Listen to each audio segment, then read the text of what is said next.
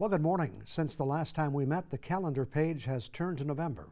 Among other things, that means that winter is just around the corner and Election Day is almost here.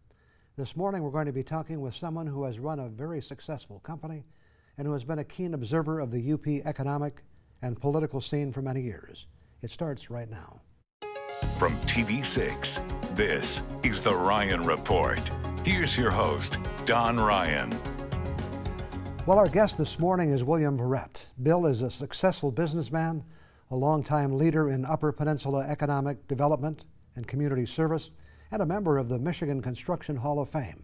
There's much more I could tell you about him, but I think it will be more interesting if we can discuss that story together. Bill, welcome back to the Ryan Report. Thank you very much, Don. We were talking before the show. It's probably been 10 years or more since we've seen you, at least here at this desk. Right. You know, it's hard to tell your story without telling the story of the company you've been associated with.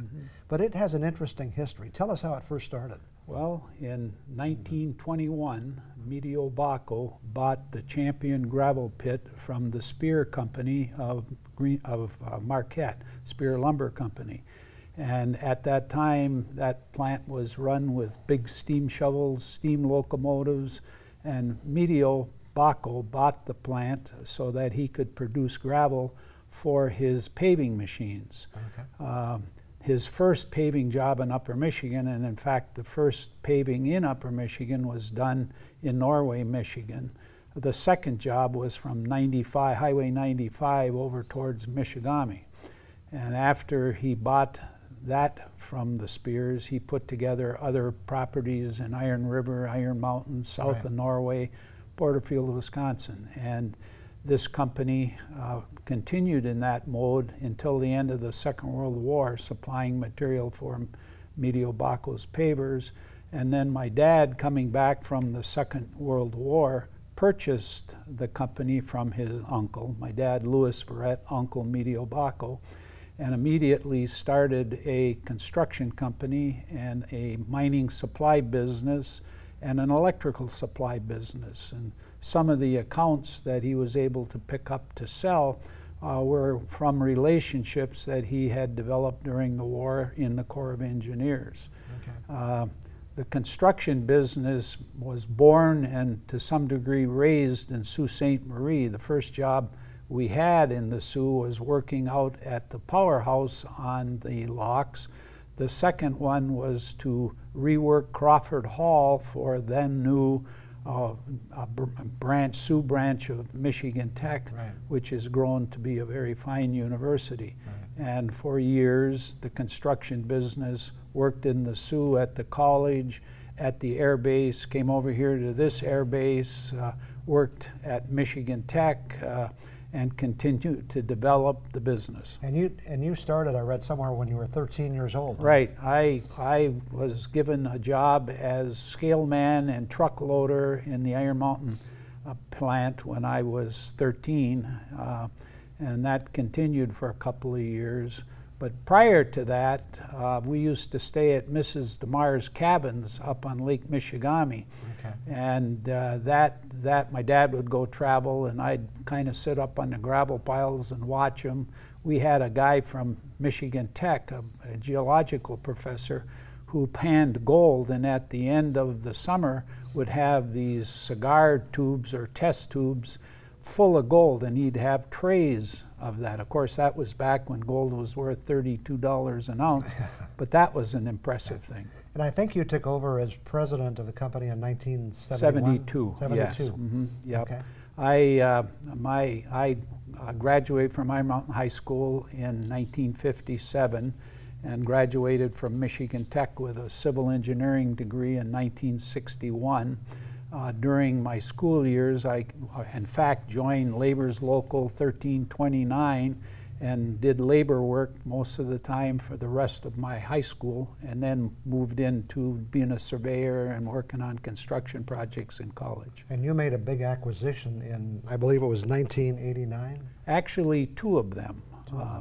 The company, Champion Incorporated, purchased the Herman Gunlock Company in Houghton, which was a very good coming together of two companies with historic pasts, and we also bought the charter company of Ishpeming in our mining supply business, and that again was very helpful into continuing the business. So Champion today really is 3 different business units, more or less? Yeah, there's a few more, but basically what Champion is today is a construction service company. We will do it in a manner that the owner wants to do, and you can look around Marquette County at some of the things we've done. We have the supply business with offices, main offices in Ishpeming, one in Iron Mountain, one in Hibbing, and one over in the St. Paul area. And then we have a national ready-mix business which goes out and does work on major projects around the country. And the start of that is kind of interesting because it started here in Marquette County. We had done the concrete on the International Bridge in the Sioux in the 50s, and we had started our small concrete supply business in the Sioux. But our first real opportunity came when Art Borba, who was the manager out at Empire One, had worked with us on doing a number of things, but during the winter we had produced and delivered and poured columns, concrete piers, 130 feet in the air for the pellet loadout facility. Okay. And when we got done with that, he offered us the opportunity to go over to Monticello, Minnesota, and it was the first of 22 nuclear units that we do. And today we have 3 active jobs going on in different stages, one near Corpus Christi for a liquefied natural gas ship-out plant, another one out near Pittsburgh for Shell Oil, and it's a chemical plant, and we're just starting on a nuclear facility out near Idaho Falls. Okay. So a number of things. We'll come back and talk more about what's going on today and how you see the world of business in the Upper Peninsula. We'll be back in just 2 minutes.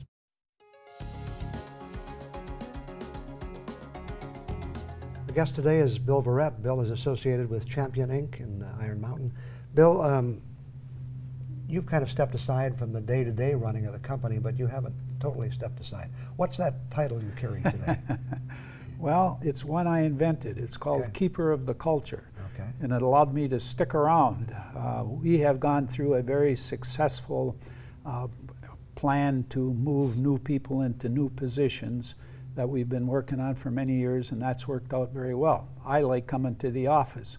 So as Keeper of the Culture, I am able to go out and ask questions, look around, talk about what has happened in the past and how it contributes to the future.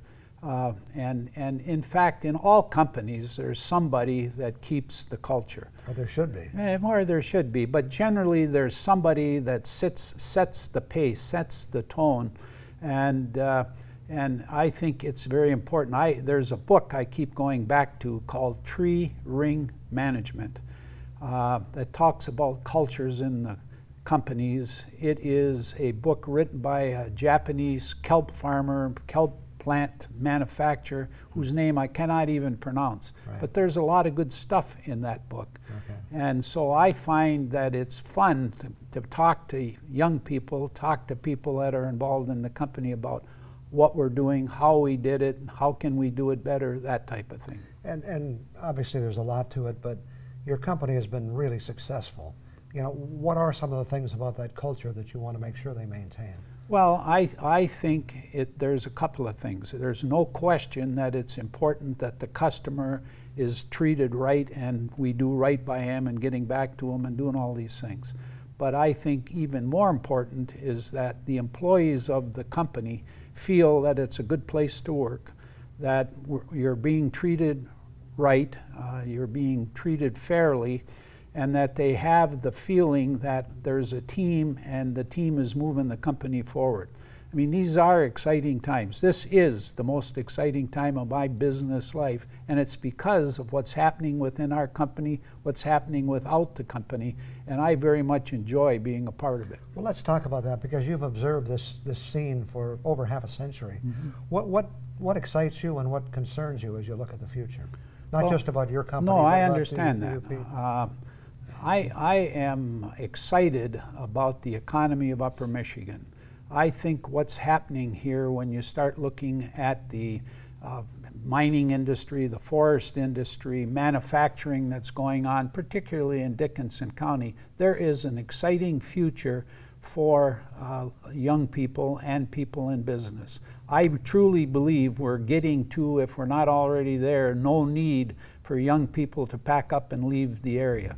When you start looking at education, when you start looking at Michigan Tech, Northern Michigan, Lake Superior, all public colleges, universities, looking at Finlandia, a very fine private school, then you start looking at the community colleges and what's going on. And then you start looking at the trades.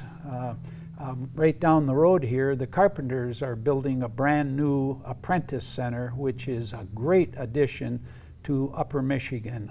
The laborers have them across the streets, the operating engineers. There's opportunities for young people to learn and go forward, and then there's opportunities for them to be finding good jobs. In Dickinson County, there's more manufacturing jobs going on right now than any other county north of Lansing. When you look at the area and you got systems control, you got Boss Plow, you got what Dave Bryson is doing in Norway, and then you got companies like Cable Constructors, our company, Baco Construction Company, and a multitude of others. Things are going well. You know, what's kind of fascinating about that too is I think all of those companies, or at least most of them in Dickinson County and elsewhere, were kind of developed by local entrepreneurs. Yes, and they build on a base of companies like Cleveland Cliffs, and what Mr. Gonzalez is doing right now in that company kind of mirrors what John Brinzo had done earlier, and taking chances and doing things, but concentrating on the core businesses. When you look at Lundin and what they're doing up at the Eagle Mine and at Humboldt, and when you look at Highland Copper and what's happening over in Gogebic County and Ontonagon, when you look at Aquila Resources in Menominee County, in that area there is a very bright future. But like I say, other businesses building on these base business, Verso, the paper mill in Iron Mountain and Escanaba, and smaller businesses, machine tool businesses.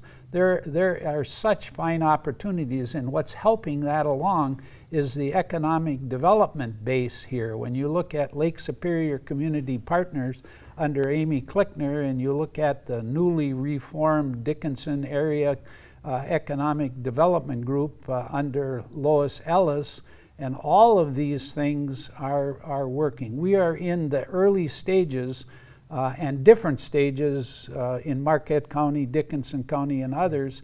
There is great opportunity not only for the businesses but for the people that live here. It's good to hear. And we'll hear more in just a couple of minutes. Back with more on the Ryan Report after we take this break.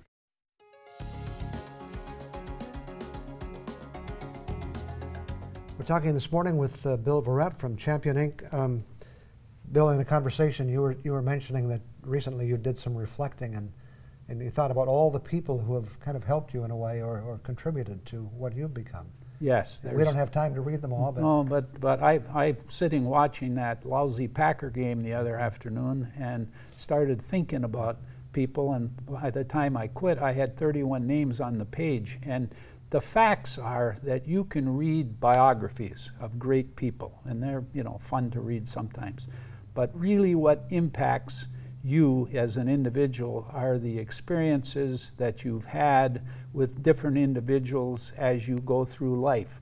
And you tend to remember them and remember the ones that struck you in some way. Not all good, not all bad, but you tend to come up with people who have done things in your lifetime that not only have meant something, but have impacted you and have kind of carried you on the trail that you have followed through your lifetime. And certainly when we think about the culture of your company, part of that culture is the relationships you were able to build yourself with these people. Yes, definitely. That's a key to the success, I think. Yep. As you look at the construction industry, which is really where you've put so much of your attention, what are some of the changes that have occurred there, and are they all positive? Or? Well, I think technology is a big part. I think topping them all is safety and the culture of safety that has developed. And I would point that as one of the bigger successes in the construction industry in Michigan and in Upper Michigan. Having the drug tests, having the people's attitudes that everything they do is they need to think about before they do it, because the simplest things done wrong will bring on some accidents. So I would say safety, I would say technology, I would say the education of the people that are in the construction industry is greater. Well, and you certainly have seen a major improvement over the years in the labor management relationship. Well, and that's true. You know, a business is done differently now than it has been in the past, and trust has to be the basis of all business. And if you are not in a situation where you are trusted or you trust the people you're doing business with, things are going to go wrong. And that is not only a new thing, it's always been a matter of trust. But based on trust, doing projects in a construction management, or doing them as a general contractor, or doing them as a procure, construct, operate even in some instances, are moving things forward. But the basis of all construction, the basis of all business is trust. Okay. You know, what about government? Is government playing the proper role here? It ebbs and flows. You know, I get in trouble saying I like what Trump is doing, President Trump is doing, because he's stirring the pot. And I can't remember the last guy that stirred the pot. Is it all good? I don't know. Is it all bad? No. We'll see what the results are, and only history will tell you what's going on. I like the fact that more people on all sides seem to be becoming more interested. Whether they get out and vote or not remains to be seen. One of the challenges certainly for your industry is finding skilled workers. And, yes. And we kind of got behind the eight ball there by not encouraging young people, and I think we've kind of turned that corner, haven't we? Well, I think so. I think the high schools are still behind the curve as far as what they generally do, and there are some that do a fine job of pointing out the potential of a job in the construction industry, or as a welder at some of these businesses in Iron Mountain, or an erector, you name it. But it is not something that can be ignored. Again, this carpenter school that's going up just down the road is important. But for MJ Electric, for Cleveland Cliffs, for Champion Incorporated, you go right down the list. We're all looking for good people. Okay. We've run out of time, but I want to thank you for coming in this morning, and you've certainly given us kind of an optimistic, well, not yes. kind of, but I am an very optimistic outlook for the future. I'm very optimistic for Upper Michigan and all the things that are happening here. Okay, good to talk to you. Thank you. All right, I'll be back with some other comments for you in just a minute.